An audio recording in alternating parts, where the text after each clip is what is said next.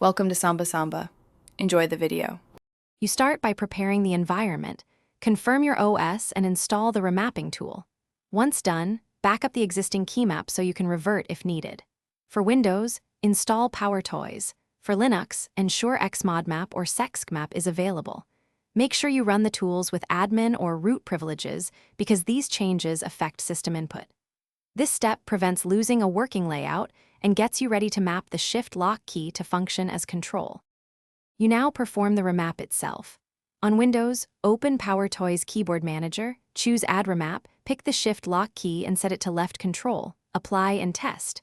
On Linux, run zev to find the keycode, then use xmodmap e keycode x equals Ctrl-L or persist with ~. Xmodmap. On Mac OS, create a simple carabiner elements complex modification mapping Shift-Lock to left Control. After mapping, test by holding the key while pressing C or V to verify control behavior.